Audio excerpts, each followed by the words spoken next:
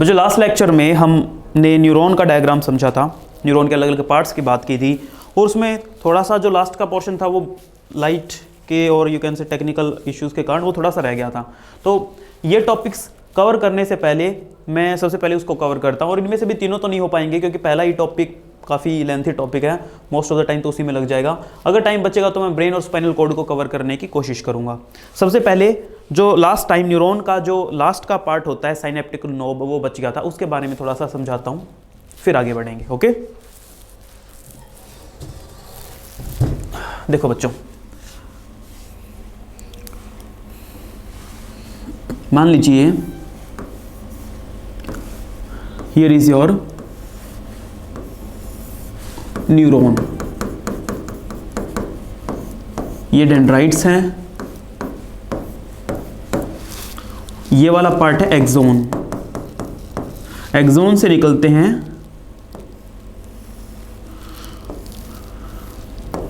These are terminal branches, या you can say axon terminals,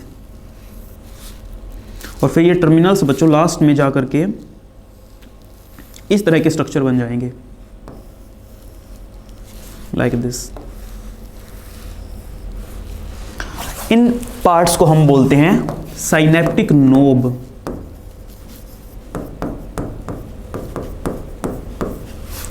अब देखिए साइनेप्टिक नोब के अंदर क्या होता है, ये बात मुझे आपको बतानी है। तो बच्चों अगर एक साइनेप्टिक नोब को हम थोड़ा सा बड़ा कर लें, देखिए साइनेप्टिक नोब के अंदर आपको कुछ इस तरह के बबल्स लाइक स्ट्रक्चर दिखेंगे, bubble like structure.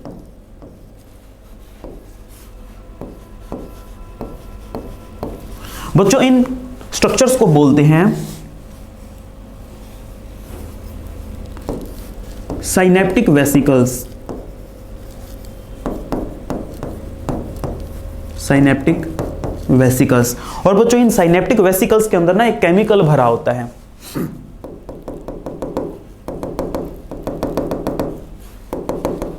Synaptic vesicles के अंदर ये जो केमिकल भरा हुआ है, this chemical is called neurotransmitter.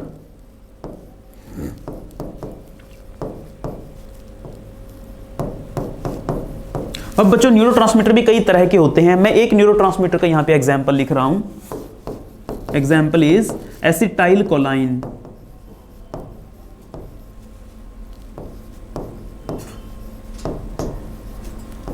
या सिंपली यू कैन से ACH। अब ये चीज हमें आगे चल के काम आएगी, तो ये इंफॉर्मेशन दिमाग में रखनी है। Is it clear to you?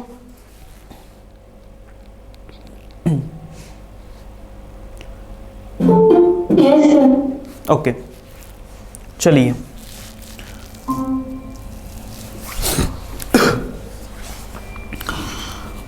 Nerve impulse सीखने जा रहे हैं बच्चों अब हम, कि नर्व इंपल्स क्या होती है, कैसे जनरेट होती है, कैसे आगे ट्रैवल करती है। क्योंकि जब मैंने चैप्टर शुरू करवाया था तो मैंने आपको एक बात समझाई थी कि जैसे ही हम यहाँ पे स्टिमुलस अप्लाई कर रहे हैं, एक सिग्नल जा रहा है। वो सिग्नल क्या है बच्चों? वो सिग्नल ही इंपल्स है एक्चुअल में, ठीक है ना। तो हमें उस इंपल्स के बारे में, उस सिग्नल के बारे में ही समझना है। अगर मैं एक न्यूरॉन बनाऊं,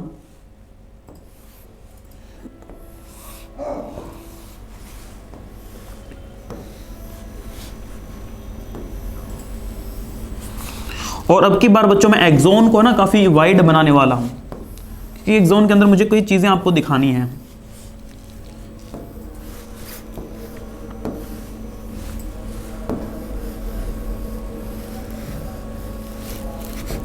ओके, सो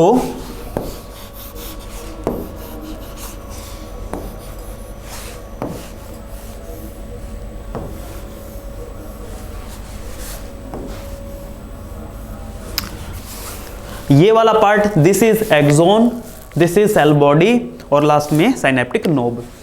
देखो बच्चों, दो तीन बातें आप यहां पे याद रखोगे।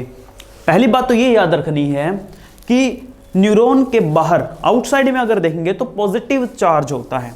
बाहर की तरफ मेम्ब्रेन के, एक्सोन मेम्ब्रेन, दिस इज एक्सोलीमा, और बाहर की तरफ कैसा चार्ज होता है? Positive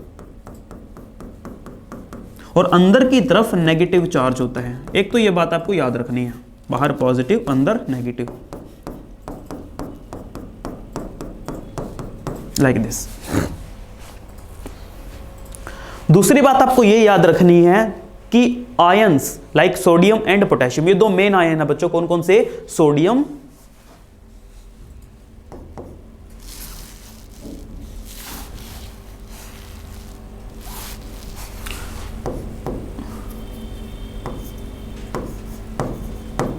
and potassium.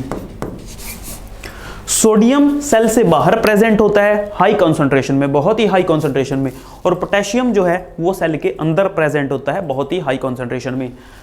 Sodium is most abundant extra cellular ion, potassium is most abundant intracellular ion.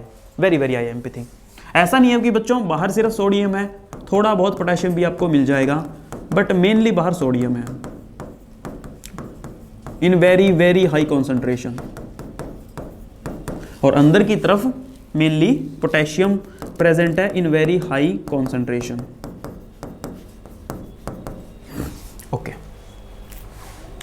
दो बातें बताई मैंने। पहली बात आपको यह बताई कि मेम्ब्रेन के बाहर पॉजिटिव चार्ज होता है, मेम्ब्रेन अंदर से नेगेटिवली चार्ज होती है। दूसरी बात बताई मैंने सोडियम पोटेशियम आयंस के रिगार्डिंग, मैंने बोला कि बाहर सोडियम आयन होता है, अंदर पोटेशियम। इस चीज को आप नोकिया से याद रखोगे, नोकिया कि एक सेल जो होती है वो नॉर्मल स्टेट में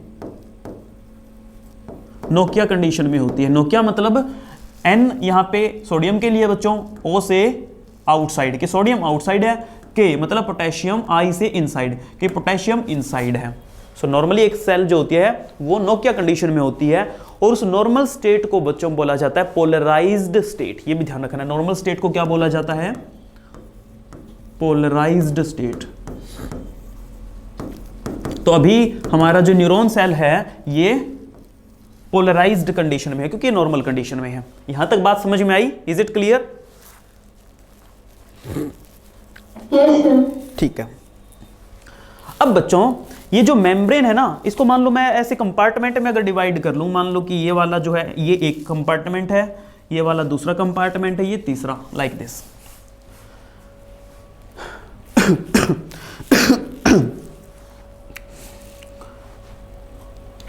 सेल के अंदर तीसरी बात आपको ये याद रखनी है बच्चों कि सेल के अंदर एक पर्टिकुलर चार्ज होता है, एक पर्टिकुलर वैल्यू होती है पोटेंशियल की, जो होती है -70 मिलीवोल्ट। सेल के अंदर जब वो एक सेल नॉर्मल स्टेट में होती है तो अंदर -70 मिलीवोल्ट की वैल्यू रहती है।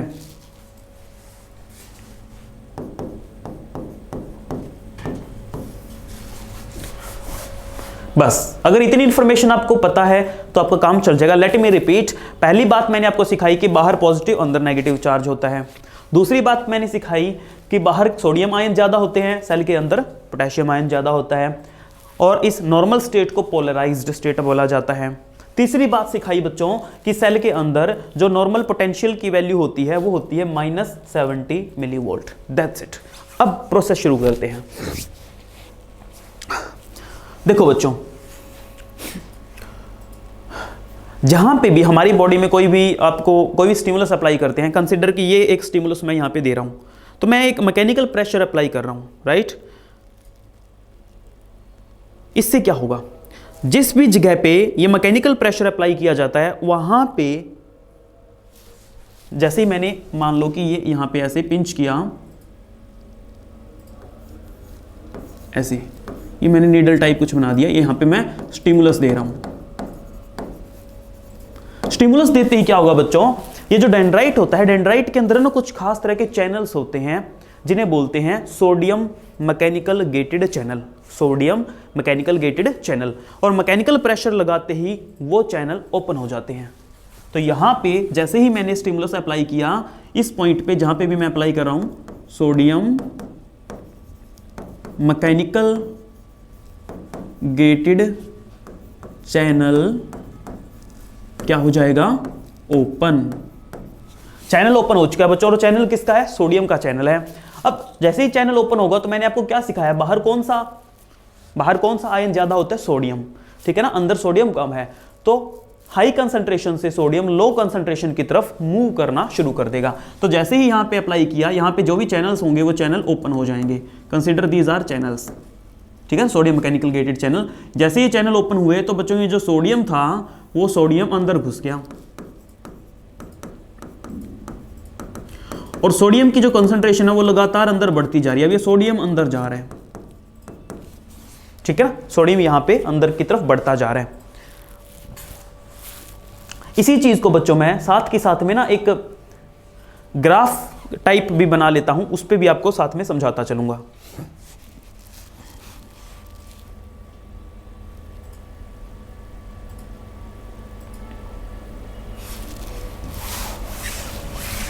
ओके,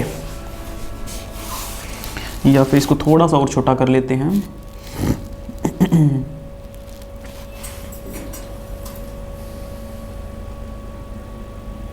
अब ठीक है, मान लो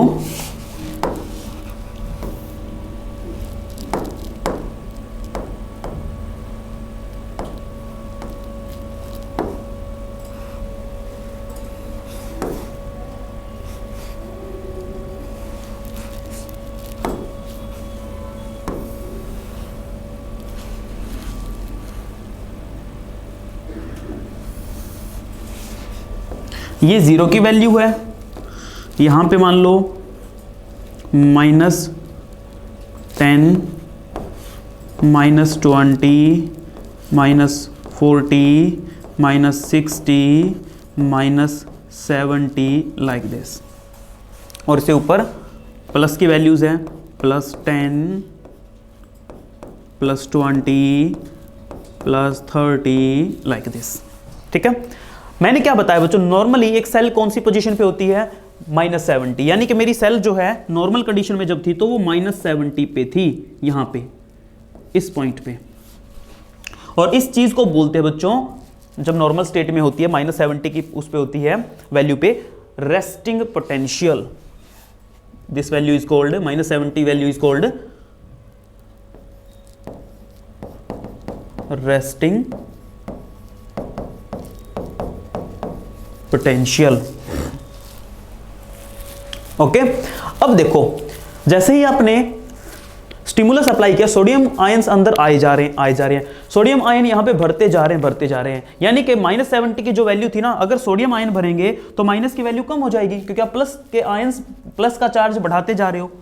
तो सोडियम आयंस के कारण ये माइनस की वैल्यू घटनी शुरू होगी, ये -60 हो जाएगी, और सोडियम आए जा रहे हैं, -40, -20, -10, ऐसे करते करते बच्चों। और एक और चीज यहां पे होती है, जब यहां पे सोडियम आयंस आते हैं तो यहां पे भी कुछ चैनल्स होते हैं बच्चों, जो वोल्टेज गेटेड चैनल्स होते हैं, ठीक है ना, और वो चैनल तभी खुलते हैं जब वोल्टेज में चेंज आता है। तो यहां पे भी चैनल्स हैं जो कि सोडियम वोल्टेज गेटेड चैनल हैं। वो ऊपर वाले सोडियम मैकेनिकल गेटेड चैनल थे, ये वाले हैं सोडियम वोल्टेज गेटेड चैनल।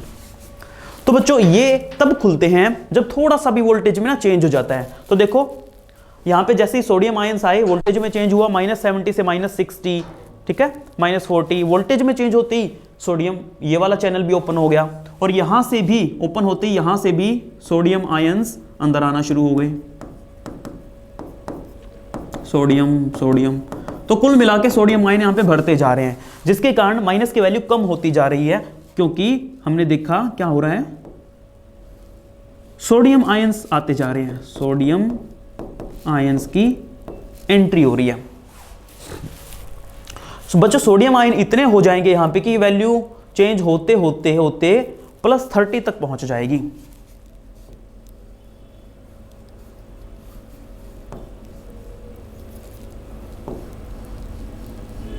जैसे ही +30 पे ये वैल्यू पहुंचेगी, हम बोलेंगे कि अब ये जो एक्सोन है ये पूरे तरीके से कंप्लीटली डीपोलराइज हो चुका है। क्यों? क्योंकि अब है ना पॉजिटिव बहुत ज्यादा बढ़ चुका है। नॉर्मली अंदर कैसा चार्ज होता था, नेगेटिव, राइट, लेकिन अब सोडियम ने ये वैल्यू चेंज कर दी। अब देखो सोडियम +30 तक पहुंच चुका है, सोडियम के कारण अंदर की जो वैल्यू है वो +30 तक पहुंच चुकी है। हम इसे बोलेंगे कि अब एक्सॉन अंदर से क्या हो चुका है, डीपोलराइज हो चुका है। नॉर्मली पोलराइज्ड कंडीशन में था, अब क्या हो चुका है, डीपोलराइज। और ये डीपोलराइजेशन किसके कारण हुआ है, सोडियम की एंट्री के कारण। तो सोडियम की एंट्री से बच्चों क्या हो रहा है यहां पे, डीपोलराइजेशन। इसको ऐसे करके लिखता हूं, डीपोलराइजेशन। ओके, +30 तक ये एक जो एक्सॉन है वो मैक्सिमम डीपोलराइज हो जाता है, और +30 की वैल्यू तक पहुंचते ही हम बोलेंगे कि अब इंपल्स जनरेट हो चुके हैं। +30 की वैल्यू को बोला जाता है एक्शन पोटेंशियल जनरेट हो गया है। यहां पे मैं क्या वर्ड लिख रहा हूं अब, एक्शन पोटेंशियल।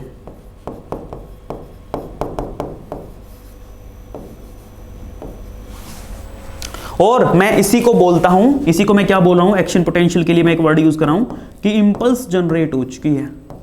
तो इंपल्स किसके कारण जनरेट हुई है, डीपोलराइजेशन के कारण। और डीपोलराइजेशन किसने करवाया, सोडियम आयन ने करवाया, कि सोडियम आयन अंदर भरे जा रहे हैं और ये वैल्यू माइनस से कम होती होती +30 तक पहुंच चुकी है। +30 पे पहुंचते ही हमने बोला कंप्लीट डीपोलराइजेशन हो गया, and that is called action potential, या फिर हमने क्या वर्ड यूज किया, इंपल्स। इंपल्स हमें समझ में आएगा कैसे जनरेट हुई। अब क्या होगा, उसके बाद बच्चों यहां से जो ये सोडियम आयंस थे जो यहां पे भरे हुए थे, वो नेक्स्ट चैम्बर में, देखो मैंने ऐसे करके चैम्बर्स बना लिए थे, तो ये सोडियम आयंस नेक्स्ट चैम्बर में डिफ्यूज करेंगे, जिसके कारण नेक्स्ट चैम्बर में क्या होना शुरू हो जाएगा, डीपोलराइजेशन। लेकिन यहां पे कुछ घटना घटित होगी। यहां पे क्या होगा बच्चों, पोटेशियम आयन बाहर निकल जाएंगे। पोटेशियम आयन क्या करेंगे, क्योंकि पोटेशियम अंदर ज्यादा होते हैं, तो यहां पे बच्चों ये जो मेम्ब्रेन है यहां पे पोटेशियम के चैनल्स भी होते हैं, these are called potassium voltage gated channels. तो पोटेशियम जो है वो बाहर निकलना शुरू हो जाएगा।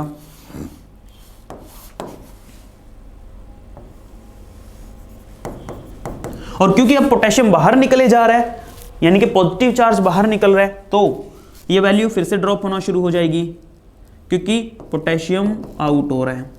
ठीक है, पोटेशियम अंदर से कम हुए जा रहा है, तो अंदर की वैल्यू फिर से कम होनी शुरू होगी, और होते होते वापस पहुंच जाएगी बच्चों ये -70 तक। सोडियम की एंट्री के कारण चार्ज इतना बढ़ गया कि +30 तक पहुंच गया, लेकिन पोटेशियम जैसे जैसे बाहर निकला तो वैल्यू वापस कितने पे पहुंच गई, -70 पे। और इस चीज को अब बोलेंगे, क्योंकि वापस पहले वाली कंडीशन पे पहुंच गए हैं, हम बोलेंगे repolarisation. This is called repolarisation. Sodium की एंट्री के कारण डीपोलराइजेशन हुआ, पोटेशियम की एग्जिट के कारण रीपोलराइजेशन हुआ, और एक सेल ने जहां से शुरुआत की थी वहीं पे वापस पहुंच चुके, -70 पे पहुंच चुकी है। तो ये वाला चैम्बर थोड़ी देर के बाद में वापस -70 पे पहुंच जाएगा, लेकिन अगला चैम्बर +30 के वैल्यू पे पहुंचेगा, यानी कि इंपल्स इसमें आ चुकी है। अब जब इससे सोडियम आयन आगे जाएंगे तो मैं बोलूंगा कि यहां पे डीपोलराइजेशन हो गया है और पीछे वाला चैम्बर रीपोलराइज हो जाएगा। तो बच्चों ये कुछ ऐसा हो रहा है कि अगला चैम्बर जब डीपोलराइज हो रहा है, उसी टाइम पे पिछले चैम्बर में रीपोलराइजेशन हो रहा है, फिर उससे अगले चैम्बर में डीपोलराइजेशन, उससे पीछे वाले में रीपोलराइजेशन। सो ये डीपोलराइजेशन, रीपोलराइजेशन, ये कंटिन्यूअसली ऐसे चलता जाएगा। इसी चीज को हम बोलेंगे इंपल्स। इसी चीज को हम क्या बोलते हैं, इंपल्स। और इसके लिए जो मेन आयंस रिस्पॉन्सिबल है वो कौन कौन से हैं, sodium and potassium. Is it clear, yes और नो? मैं रिपीट करता हूं, एक एक बात को ध्यान से सुनना, बिल्कुल शुरू से रिपीट कर रहा हूं। देखो सबसे पहले मैंने 2-3 बातें आपको सिखाई। पहली बात सिखाई कि एक सेल के अंदर नॉर्मली पॉजिटिव चार्ज होता है, बाहर की तरफ पॉजिटिव चार्ज और अंदर की तरफ नेगेटिव चार्ज होता है।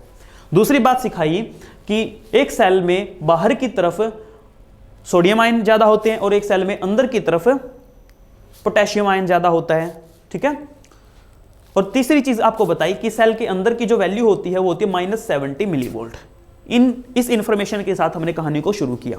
सबसे पहले क्या हुआ बच्चों, जैसे ही स्टिमुलस अप्लाई हुआ, यहां पे sodium mechanical gated channel open हो गई। Sodium mechanical gated channel mechanical pressure से ओपन होते हैं, तो ये मैकेनिकल प्रेशर था, हो सकता है कोई कॉकरोच बैठ गया हो, कोई मक्खी बैठ गई हो, मैकेनिकल प्रेशर है बच्चों, तो उसके कारण sodium mechanical gated channel open हुआ और ओपन होते ही सोडियम हाई कंसंट्रेशन से लो कंसंट्रेशन में आना शुरू हो गया, यानी कि डिफ्यूजन हो रहा है, यानी कि डिफ्यूजन हो रहा है। सोडियम अंदर आए जा रहा है, आए जा रहा है। अब देखो बच्चों, जैसे ही सोडियम यहां पे भरना शुरू हुआ तो एक चैनल और भी ओपन हो गया, सोडियम वोल्टेज गेटेड चैनल। क्यों? क्योंकि सोडियम वोल्टेज गेटेड चैनल तब ओपन होते हैं जब वोल्टेज चेंज होती है। तो बच्चों यहां पे सोडियम भरे जा रहा है तो वोल्टेज चेंज हो रही है ना, -70 से ये वैल्यू आ रही है -60 पे, तो वैल्यू चेंज होगी। चेंज होते ही sodium voltage gated channel open हुआ और यहां से और सोडियम आना शुरू हुआ और ये वैल्यू और भी चेंज हुई। कितनी चेंज हुई? -70 से -60, -40, -10 और ऐसे करते करते सोडियम इतना भर गया, सोडियम इतना भर गया, इतना भर गया कि ये वैल्यू पहुंच गई +30 तक। और +30 तक पहुंचते ही हमने बोला अब सेल पूरे तरीके से डीपोलराइज हो चुकी है, पूरे तरीके कंप्लीटली क्या हो चुके हैं? डीपोलराइज। ठीक है ना, क्योंकि आयंस जो है ना वो उल्टे हो चुके हैं, चार्ज जो है उल्टा हो चुका है, अंदर पॉजिटिव ज्यादा हो चुका है और बाहर नेगेटिव हो चुका है। इस डीपोलराइज में क्या हो रहा है बच्चों? अगर मैं बोल रहा हूं डीपोलराइजेशन, इसका मतलब कि अंदर अब कैसा? अब अंदर पॉजिटिव हो चुका है और बाहर नेगेटिव हो चुका है। This is depolarisation. क्यों? क्योंकि नॉर्मली क्या सिखाया था? नॉर्मली बाहर पॉजिटिव होता है और अंदर नेगेटिव होता है, ये चीज होती है। लेकिन सोडियम की एंट्री के कारण, सोडियम की एंट्री के कारण अंदर इतना पॉजिटिव भर गया कि हमारी वैल्यू -70 से चेंज होते होते होते होते +30 तक पहुंच गई। तो अंदर की वैल्यू कैसी बन चुकी है? पॉजिटिव हो चुकी है, प्लस हो चुकी है और बाहर ऑपोजिट हो गया। अगर अंदर पॉजिटिव हो चुका है तो ऑब्वियसली बाहर नेगेटिव हो गया। This is called depolarisation. Okay, ये चीज हमें समझ में आ गई। अब वापस पिछले डायग्राम पे आ जाओ। डीपोलराइजेशन समझ आ गया तुम्हें? उसके बाद में बच्चों ये सोडियम आयंस यहां पे रुकने वाले नहीं है, ये सोडियम आयन अगले चैम्बर में चले गए। अगले चैम्बर में चले गए तो वहां पे भी वैल्यू -70 से चेंज होते होते +30 तक पहुंच गई।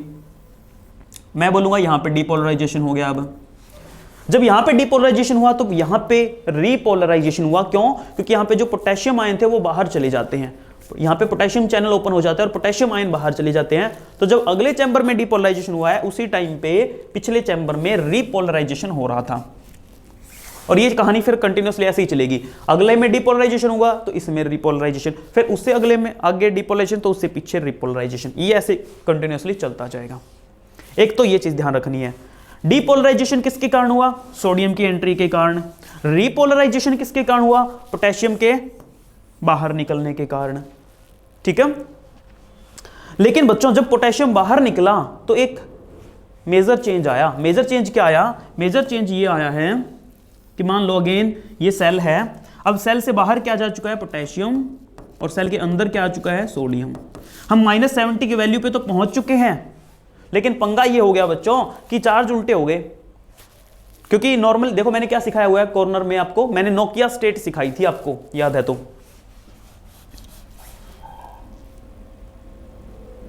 वो देखो नोकिया स्टेट क्या कहती है कि नॉर्मली एक सेल के बाहर सोडियम होता है और पोटेशियम अंदर होता है, लेकिन यहां पे पोटेशियम तो बाहर है, सोडियम अंदर है, उल्टे हो गए चार्ज। इस कंडीशन को ठीक करने के लिए, इस कंडीशन को ठीक करने के लिए एक पंप होता है बच्चों जिसे हम बोलते हैं सोडियम पोटेशियम पंप। ये ओपन हो जाएगा। सोडियम पोटेशियम पंप जैसे ही ओपन होगा ये क्या करेगा बच्चों? ये 3 सोडियम को बाहर फेंकेगा और उसी टाइम पे 2 पोटेशियम को अंदर खींच लेगा।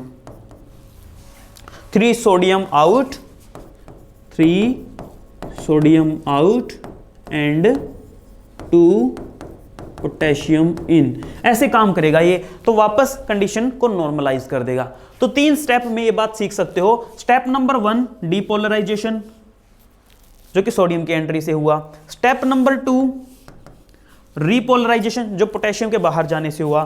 स्टेप नंबर 3 जहां पे आपका सोडियम पोटेशियम पंप काम कर रहा है, सोडियम पोटेशियम पंप एक्टिवेट हो जाता है, जो चार्ज को फिर से नॉर्मल कर देगा। भाई बाहर सोडियम होना चाहिए था तो सोडियम कर देगा, अंदर पोटेशियम होना चाहिए था पोटेशियम कर देगा। लेकिन बच्चों ये पंप है, और जो पंप होते हैं वो जब भी काम करते हैं वो एनर्जी लेते हैं, वो एटीपी का खर्च करते हैं जब भी काम करते हैं। तो ये जब भी काम करेगा ये एटीपी का यूटिलाइजेशन करेगा।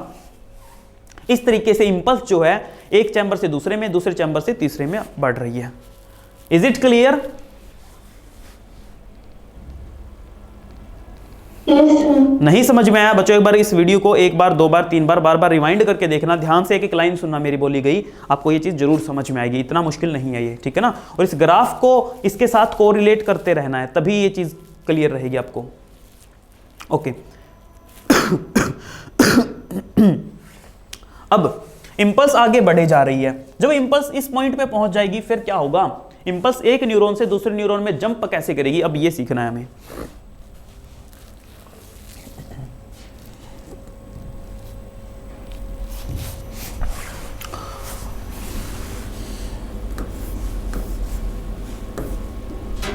मान लो ये एक एक्सोन है और उसके नीचे वाला पोर्शन है मैं थोड़ा सा बड़ा बना रहा हूं अब की बार, यानी कि मैंने साइनेप्टिक नोब को अब की बार बड़ा बनाया है, क्योंकि यहां पे मुझे कुछ चीजें आपको दिखानी है।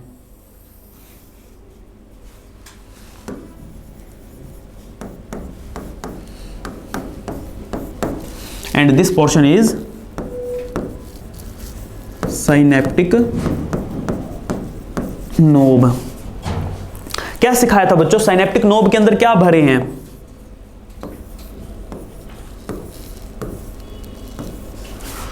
These are synaptic vesicles.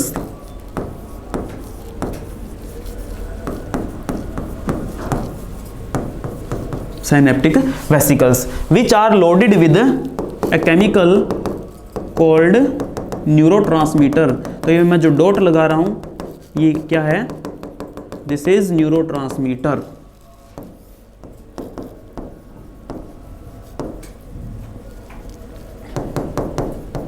ठीक है जी। पीछे से इंपल्स चले आ रही है। इंपल्स कैसे आ रही है?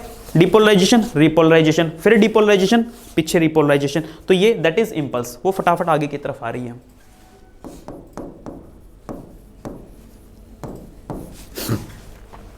ये एंड पार्ट है न्यूरॉन का, साइनेप्टिक नोब, और इसके आगे मान लो ये कोई दूसरा न्यूरॉन है।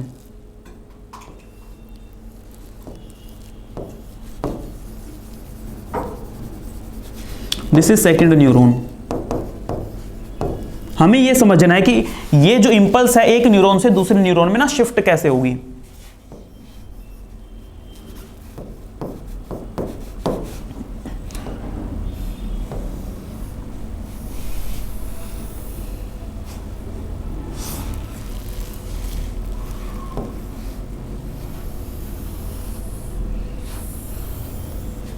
ये मैंने नेक्स्ट न्यूरॉन का जो डेंड्राइट है ना उसको थोड़ा सा वाइड करके बनाया है ताकि आपको अच्छे से समझ में आए।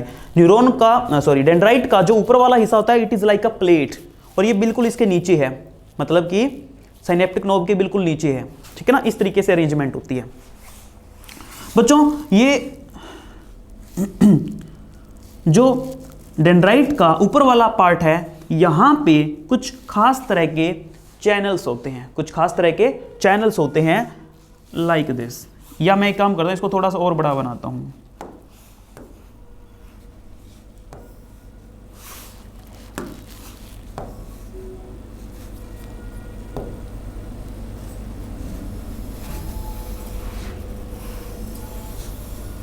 ये लीजिए डेंड्राइट का आगे वाला हिस्सा और कुछ नहीं है, इसमें कोई कंफ्यूजन वाली बात नहीं है। मैं लिख देता हूं दिस इज डेंड्राइट पोर्शन।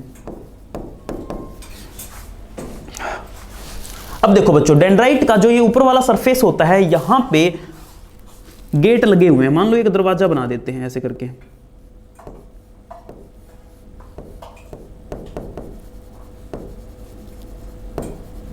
और ये जो दरवाजा है बच्चों इस दरवाजे का लॉक सिस्टम जो है वो ये है। Here is the lock system.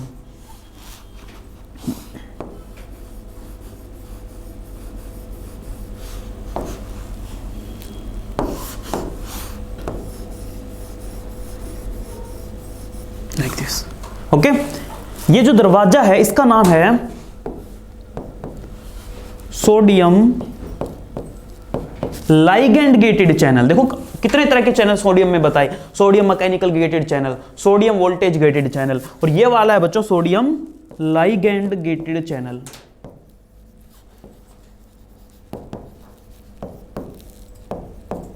और इस सोडियम लाइगेटेड चैनल का जो ये ताला है, जो ये लॉक सिस्टम है, इसका नाम ये है बच्चों रिसेप्टर।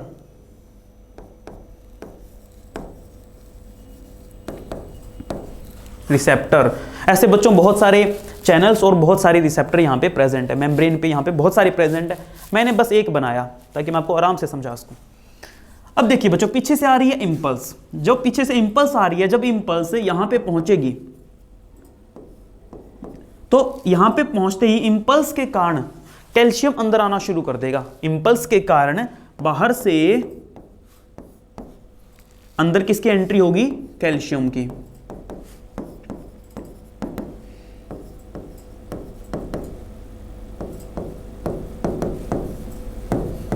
स्टेप क्लियर है? मैंने बोला इंपल्स जैसे ही यहां पे पहुंचेगी, इंपल्स के कारण कैल्शियम आयन अंदर आ जाएगा। अब कैल्शियम क्या करेगा अंदर आके? कैल्शियम बच्चों ये जो साइनेप्टिक वेसिकल्स है, ये जो बबल्स है, इनको ऐसे धक्के मार रहा है, पुश कर रहा है इनको मेम्ब्रेन की तरफ, ठीक है ना। कैल्शियम क्या कर रहा है? इनको पुश कर रहा है आगे की तरफ, इस तरफ। अब ये साइनेप्टिक वेसिकल्स कैल्शियम के इंपैक्ट से, कैल्शियम को धक्के मारा है कि निकलो यहां से बाहर, तो कैल्शियम के कारण ये साइनेप्टिक वेसिकल्स बच्चों इधर रन करेंगे, मेम्ब्रेन की तरफ रन करेंगे, और यहां पे आने के बाद में ये रप्चर होना शुरू कर देंगे।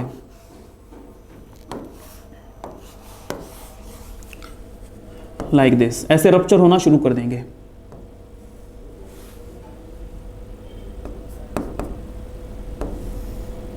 ओके, और इनके अंदर जो न्यूरोट्रांसमीटर भरा हुआ था, वो न्यूरोट्रांसमीटर बरसने लगेगा, जैसे बारिश हो रही है बच्चों। तो ये न्यूरोट्रांसमीटर इनमें से, क्योंकि अब रप्चर हो चुके हैं, फूट चुके हैं ये बबल्स, साइनेप्टिक वेसिकल्स, इनका न्यूरोट्रांसमीटर ऊपर से बरस रहा है, इस मेम्ब्रेन के ऊपर बारिश हो रही है इस न्यूरोट्रांसमीटर की। ये न्यूरोट्रांसमीटर जो है, दिस न्यूरोट्रांसमीटर इज लाइक की, दिस न्यूरोट्रांसमीटर इज लाइक की।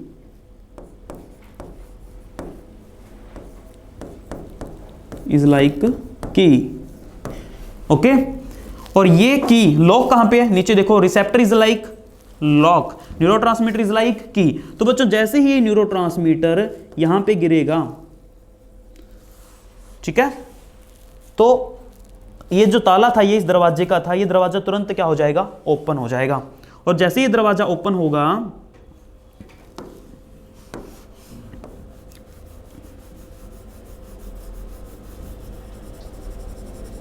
ये लो भाई, ये दरवाजा ओपन हो गया। अब ओपन होते ही बच्चों, मैंने बताया था सोडियम बाहर ज्यादा होता है, हाई कंसंट्रेशन में होता है, तो सोडियम हाई कंसंट्रेशन से अगेन लो कंसंट्रेशन में आना शुरू हो जाएगा, और सोडियम अंदर डिफ्यूज होता जाएगा, अंदर डिफ्यूज होता जाएगा, और फाइनली फिर वही कहानी चल पड़ेगी, डिपोलराइजेशन, रिपोलराइजेशन, क्योंकि शुरुआत किसने करनी है? सोडियम ने करनी है। तो हुआ क्या?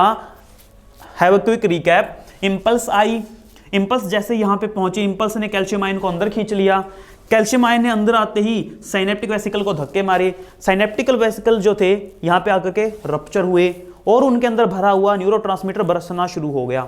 न्यूरोट्रांसमीटर इज लाइक अ चाबी, और ये जो रिसेप्टर है it is like a lock system.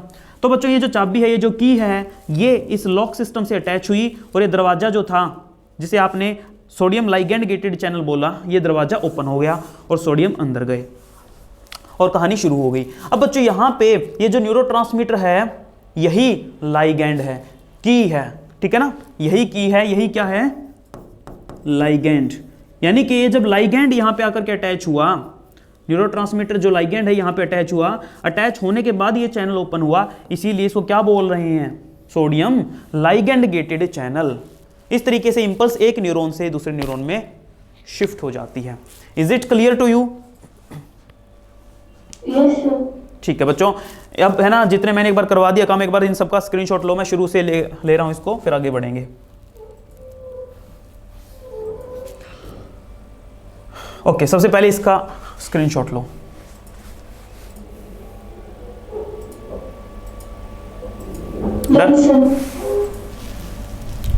अब इसका लो।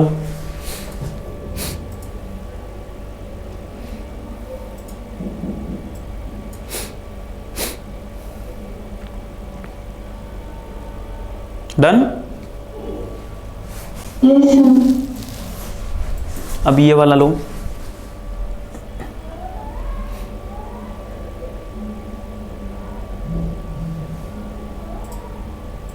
Done sir.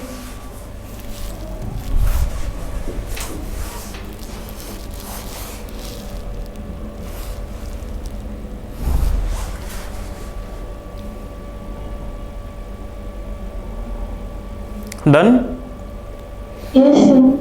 ठीक है भाई, इम्पल्स अपना कंप्लीट हो गया और हमने समझ लिया कि कैसे इम्पल्स जनरेट होती है। इम्पल्स जनरेट होने में बच्चों सोडियम और पोटेशियम आयंस का अहम रोल रहता है।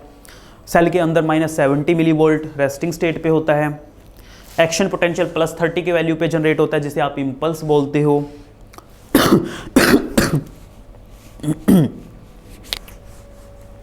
उसके बाद सोडियम इतना बढ़ जाता है कि वैल्यू +30 तक जब पहुंच जाती है, हम उसे डीपोलराइजेशन बोलते हैं। कंप्लीट डीपोलराइजेशन +30 तक हो जाता है। उसके बाद जब अगले चैम्बर में डीपोलराइजेशन होगा तो पिछले में रिपोलराइजेशन होगा। डीपोलराइजेशन सोडियम के कारण हुआ है, रिपोलराइजेशन पोटेशियम आयन के कारण होता है। लास्ट में बच्चों चार्ज को नॉर्मलाइज करने के लिए सोडियम पोटेशियम पंप ओपन हो जाते हैं, जो 3 सोडियम आउट 2 पोटेशियम इन पंप है। एनर्जी का यूज़ होगा, एटीपी का यूज़ करते हैं और बच्चों कंडीशन को नॉर्मलाइज कर देते हैं। इम्पल्स जब लास्ट में पहुंचती है तो कैल्शियम आयन को अट्रैक्ट करती है और कैल्शियम आयन इन बबल्स को फोड़ देते हैं। ये जब बबल्स यानी कि साइनेप्टिक वेसिकल रप्चर होते हैं तो इनसे बच्चों न्यूरोट्रांसमीटर की बारिश होती है, जो कि लाइगैंड है या की है। लाइगैंड जब रिसेप्टर से अटैच होगा तो रिसेप्टर ताले के जैसा है, जैसी चाबी इस पर लगेगी तो ये दरवाजा जो था ये खुल जाएगा, मतलब कि सोडियम लाइगैंड गेटेड चैनल खुल जाएगा और सोडियम अंदर आ जाएगा, क्योंकि बाहर सोडियम ज़्यादा होता है अंदर कम होता है। सोडियम अंदर डिफ्यूज़ हो जाएगा और फिर से डिपोलराइजेशन रिपोलराइजेशन वाली इंपल्स स्टार्ट हो जाती है। That's it. कंसेप्ट क्लियर हुआ कि नहीं? यस और नो?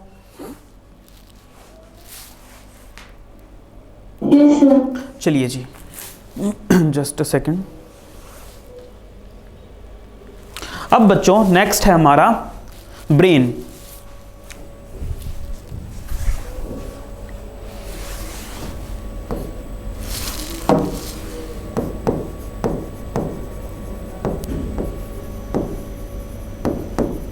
देखो भाई, ह्यूमन का जो ब्रेन है, हमारा जो मस्तिष्क है, हमारा जो दिमाग है बच्चों, उसको प्रोटेक्शन देने के लिए, सबसे पहले ना प्रोटेक्शन की बात कर रहे हैं। प्रोटेक्शन देने के लिए हमारे पास 2 स्ट्रक्चर हैं। नंबर 1 हमारे पास है बच्चों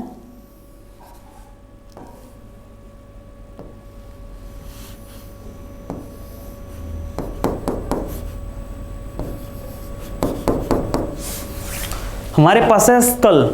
ठीक है, तो ह्यूमन ब्रेन को सबसे पहले ये जो स्कल है, ये जो खोपड़ी है, ये जो हड्डी की बनी हुई ये खोपड़ी है, ये हमारे दिमाग को सुरक्षा दे रही है। और ये मान लीजिए ये हमारा ब्रेन है।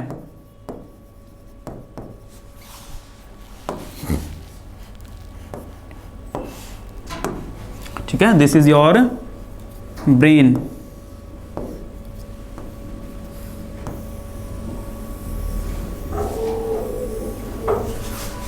अगली चीज बच्चों, पहला प्रोटेक्शन कौन दे रहा है? स्कल। This is skull. उसके बाद स्कल के बाद नीचे 3 लेयर्स होती है, 3 कवरिंग्स होती है, जिन्हें बोलते हैं meninges. Second thing is meninges. Meninges क्या है बच्चों? Meninges are the coverings of brain.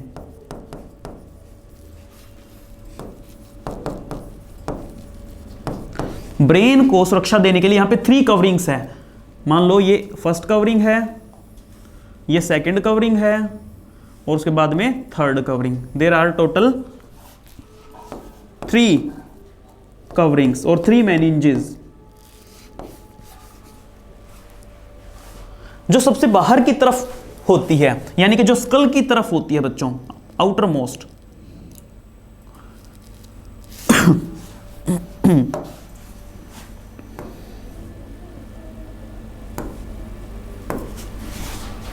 दोबारा से बनाते हैं, खिचड़ी सी दिख रही है यहाँ पे।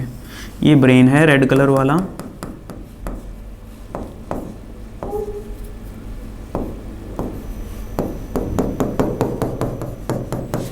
Now let me change the colour first.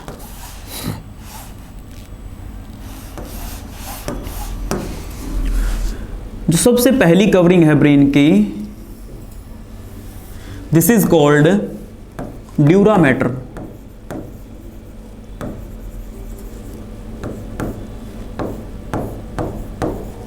Dura mater outer most covering. उसके बाद सेकंड जो कवरिंग होती है बच्चों, उसे बोलते हैं arachnoid. This is second covering. और जो सबसे अंदर की कवरिंग होती है, जो ब्रेन के कांटेक्ट में होती है, इसे बोलते हैं पाया मैटर। तो बच्चों ब्रेन की कितनी मेनिंजेस है? Brain is protected by 3 meninges, outer most dura mater, middle arachnoid and inner most meninges का नाम है पाया मैटर। ये 3 आपके ब्रेन को प्रोटेक्ट कर रही है। और इन तीनों के अलावा सबसे बाहर की तरफ जो स्कल है, वो स्कल भी आपके ब्रेन को प्रोटेक्शन दे रहा है। अब कंप्लीट स्कल के अंदर जो सिर्फ ब्रेन को कवर करता है, स्कल का वो पार्ट जो सिर्फ ब्रेन को कवर करता है, उसे बोलते हैं बच्चों क्रेनियम। क्योंकि स्कल तो कंप्लीट हो जाता है ना, स्कल के अंदर तो फेस की हड्डियां भी आ जाती है, ठीक है। तो अगर सिर्फ उस पोर्शन की बात करें स्कल के, जो सिर्फ जिसने ब्रेन को ढका हुआ है, that portion is called cranium. बच्चों क्रेनियम को हम ब्रेन बॉक्स भी बोलते हैं। Cranium is also called brain box. Is it clear to you? Yes, sir. ठीक है। ब्रेन बहुत सारे काम करता है बच्चों, जितने भी इमोशंस होते हैं बॉडी के अंदर, जितनी भी एक्टिविटीज हो रही है, ऑलमोस्ट हर चीज ब्रेन, हमें पता है ब्रेन और स्पाइनल कॉर्ड ही मिलकर के कंट्रोल कर रही हैं।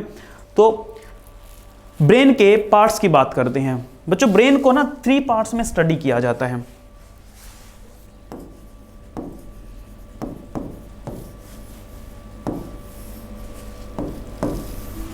For brain,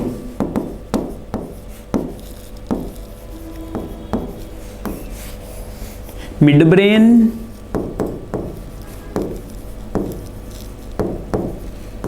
and hind brain.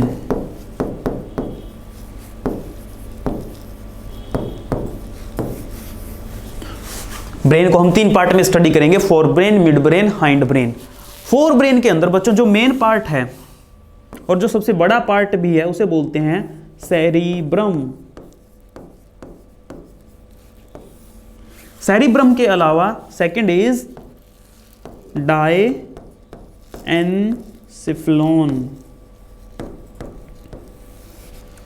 Cerebrum and diencephalon. Diencephalon के अंदर हम डिस्कस करेंगे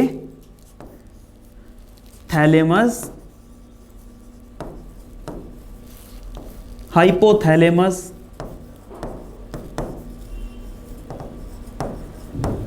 और बच्चों थैलेमस के ऊपर भी एक पार्ट होता है दैट इज कॉल्ड एपिथैलेमस। लेकिन एपिथैलेमस हमारे सिलेबस में नहीं मेंशन है, इसीलिए मैं इन 2 के ऊपर ही फोकस रखूंगा, ठीक है ना। बट होते 3 हैं, epithalamus, thalamus and hypothalamus.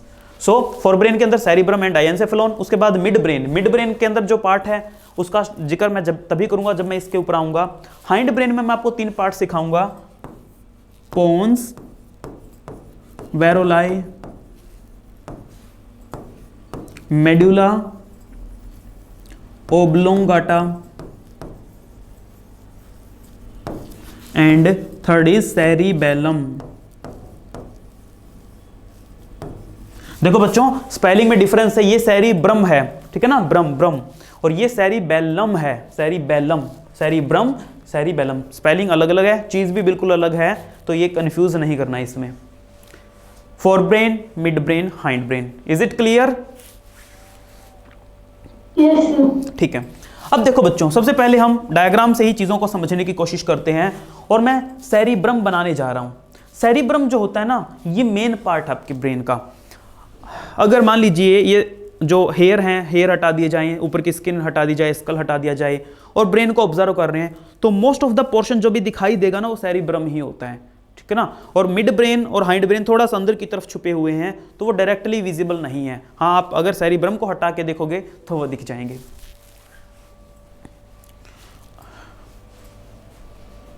Time देखना। मान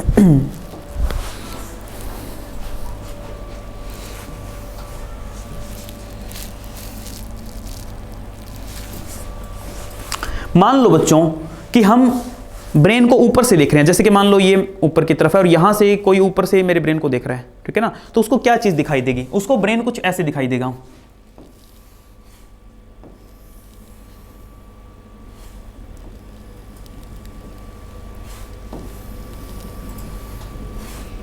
दिस इज अपर व्यू।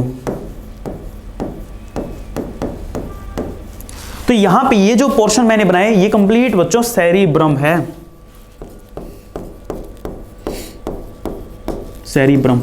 लेकिन सेरिब्रम है ना दो पार्ट्स में है, ठीक है ना, आधा इधर है और आधा इधर है, तो हम इनको बोलते हैं सेरिब्रल हेमिस्फीयर। इन पार्ट्स को क्या बोला जाता है? These are called cerebral hemisphere. बच्चों दोनों सेरिब्रल हेमिस्फीयर के बीच में ना बहुत सारा गैप होता है, ऐसे है ना, एक यू कैन से पार्टीशन है बीच में, एक खाई जैसे होती है ना वैसे है। और ये दोनों पार्ट नीचे की तरफ से, अगर इसको मैं ऐसे हटा दूं दोनों तरफ से, तो नीचे की तरफ से ये कनेक्टेड होते हैं दोनों के दोनों। ये है वो कनेक्शन जो दोनों सेरिब्रल हेमिस्फीयर को आपस में कनेक्ट किए हुए हैं। इस पार्ट को बोलते हैं बच्चों corpus callosum. So what is corpus callosum? Corpus callosum बच्चों नर्व फाइबर का एक ऐसा ग्रुप होता है जो लेफ्ट और राइट सेरिब्रल हेमिस्फीयर को जोड़ के रखता है। अपर व्यू समझ में आ गया आपको? ठीक है। अब बच्चों हम देखने जा रहे हैं साइड व्यू, यानी कि मान लो मैं ऐसे खड़ा हूं और आप मेरे ब्रेन को स्टडी कर रहे हो यहां से, आप यहां से ऑब्जर्व कर रहे हो, तो जब यहां से साइड से आप देखोगे तो बच्चों आपको दोनों हेमिस्फीयर दिखाई नहीं देगा, आपको जो आपकी तरफ वाला हेमिस्फीयर दिखाई देगा और बाकी के पार्ट्स दिखाई देंगे। तो अब हम साइड व्यू देखेंगे ब्रेन का।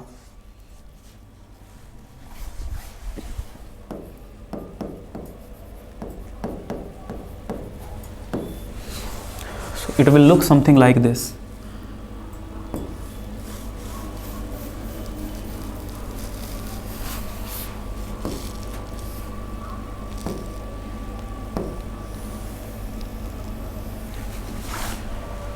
जितना पार्ट मैंने अभी बनाया है this portion is called,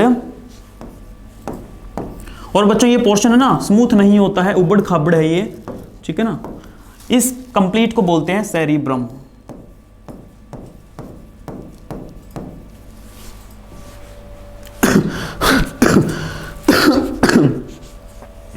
sorry, cerebrum. बच्चों सेरिब्रम यहां पे मैंने बोला था कि दोनों सेरिब्रम जुड़े हुए हैं कॉर्पस कैलोजम से, वो कॉर्पस कैलोजम यहां पे दिखाई देगा आपको। और बच्चों कॉर्पस कैलोजम है, ऐसा लगेगा उल्टा सी रखा हुआ है, लाइक दिस।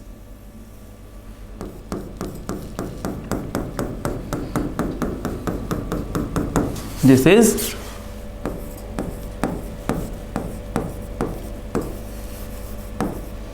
कैलोजम, ठीक है बच्चों। कॉर्पस कैलोजम के नीचे जस्ट इमेजिन एक कमरा है। क्या इमेजिन करना है? एक कमरा आपको इमेजिन करना है।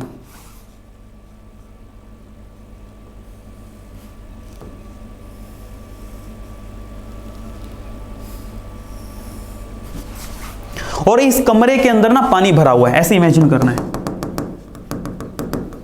ठीक है। ये कमरा क्या है बच्चों? पहले तो ये समझो, इस कमरे को, इस कंपार्टमेंट को बोलते हैं थर्ड वेंट्रिकल।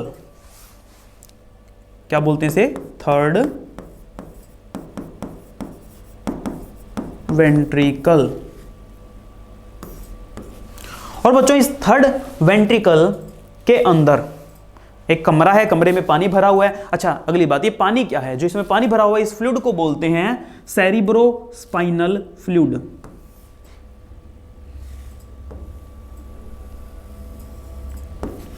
सेरिब्रोस्पाइनल फ्लूइड, ठीक है। There is a room called third ventricle filled with a fluid, this fluid is called cerebrospinal fluid. अगली चीज, इस कमरे के अंदर इमेजिन करो दो ढोल तैर रहे हैं। जो ढोल होते हैं ना, दो ढोल यहां पे तैर रहे हैं। एक ढोल तो ये हो गया भाई जो हमारी तरफ है, और दूसरा जो ढोल है वो दूसरी तरफ है, लेकिन हमें थोड़ा सा दिखाई दे रहा है वो, यानी कि पेयर्ड स्ट्रक्चर है, राइट। पेयर्ड स्ट्रक्चर है, एक अपनी तरफ है एक दूसरी तरफ है। ये क्या है बच्चों, ये जो ढोल तैरा ये क्या, ये होता है थैलेमस।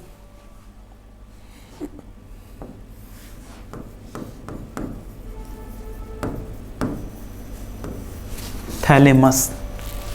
ओके, अगली चीज बच्चों, ये जो कमरा है इस कमरे के पीछे घंटी लगा दो।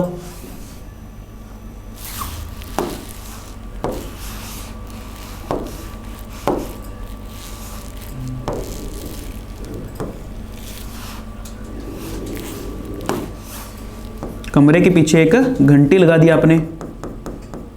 क्या है ये, डोर्सल साइड में ये जो स्ट्रक्चर है this is called pineal gland.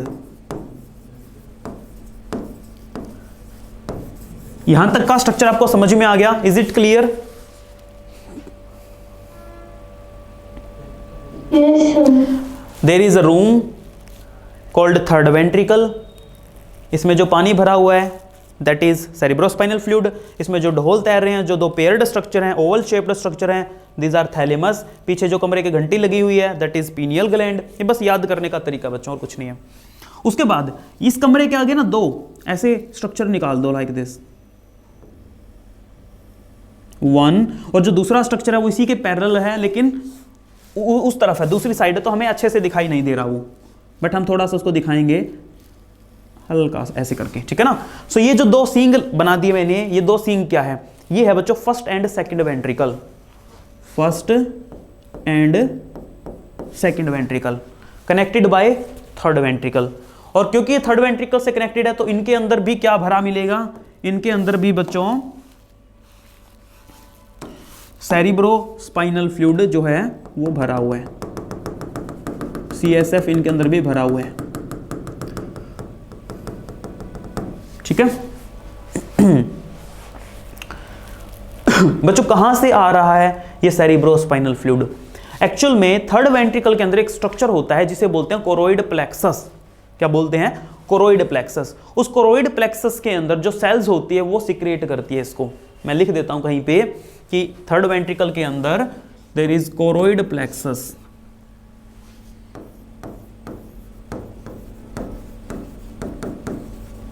And this choroid plexus has very special cells. उन सेल्स का नाम है एपेंडाइमल सेल्स। Ependymal cells. और ये सेल्स एपिथेलियल सेल्स की मॉडिफिकेशन है, इन्हीं का काम ही होता है सेरिब्रोस्पाइनल फ्लूइड को सिक्रेट करना। So I am writing the secrete cerebrospinal fluid.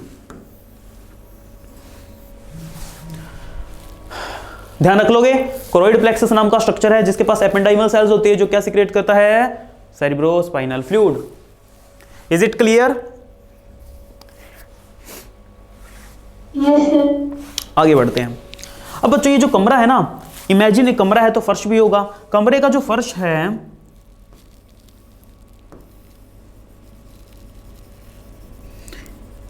यानी कि थर्ड वेंट्रिकल का जो फ्लोर वाला हिस्सा है इसे बोलते हैं hypothalamus.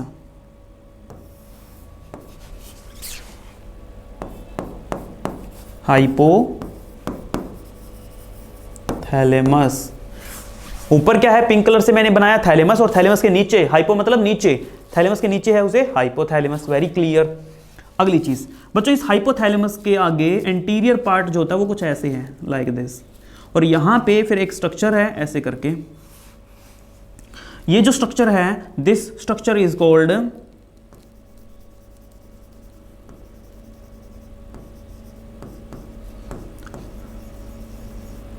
This structure is called pituitary gland. Master gland भी बोल सकते हो बच्चों आप इसको। दिस इज कॉल्ड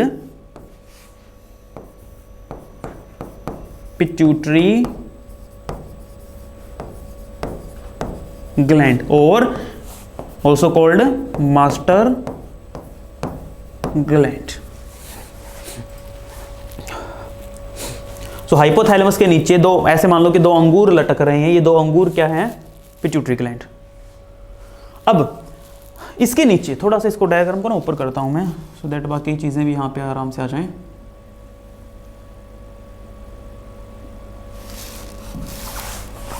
देखो बच्चों, मैंने थर्ड वेंट्रिकल क्या समझाया कि एक कमरा है थर्ड वेंट्रिकल, उस कमरे के नीचे ना एक छोटा सा किचन बना दो।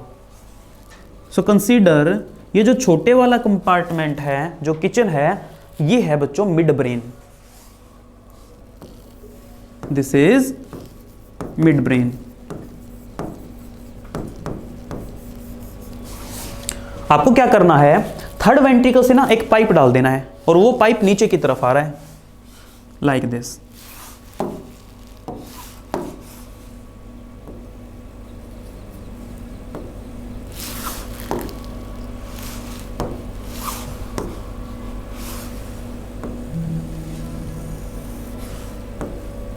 मिड ब्रेन को क्रॉस करता हुआ ये पाइप नीचे की तरफ आ रहा है ऐसे, और एक वाइड सा स्ट्रक्चर बना रहा है। इस वाइड पोर्शन को बोलते हैं बच्चों फोर्थ वेंट्रिकल, राइट। अभी तक मैंने आपको कितने वेंट्रिकल सिखाए? ऊपर वाला जो चैम्बर है दिस इज थर्ड वेंट्रिकल, इसके ऊपर ये जो सींग लगे हुए हैं फर्स्ट एंड सेकंड वेंट्रिकल, और बच्चों यहां से एक डक्ट निकलती है जो नीचे आके एक वाइड पोर्शन बना रही है। This wide portion is called fourth ventricle. और क्योंकि बच्चों फोर्थ वेंट्रिकल जो है थर्ड वेंट्रिकल से कनेक्टेड है, दैट मींस फोर्थ वेंट्रिकल के अंदर जो भी सेरिब्रोस्पाइनल फ्लूइड है वो फोर्थ वेंट्रिकल के अंदर भी फिल हो जाता है लाइक दिस। बच्चों इस फोर्थ वेंट्रिकल तक तो ठीक है, लेकिन इस डक्ट को जो यहां से निकल के नीचे की तरफ जा रही है, इस डक्ट को क्या बोलेंगे? इस डक्ट को हम बोलते हैं सेरिब्रल एक्वीडक्ट। सेरिब्रल एक्वीडक्ट, या बच्चों इसी का दूसरा नाम है डक्ट ऑफ आइटर। ओके, यहां तक समझ में आ गया आपको? Yes sir. बच्चों इसका स्क्रीनशॉट ले लो, बाकी का जो पोर्शन है वो हम कल स्टडी करेंगे, ठीक है।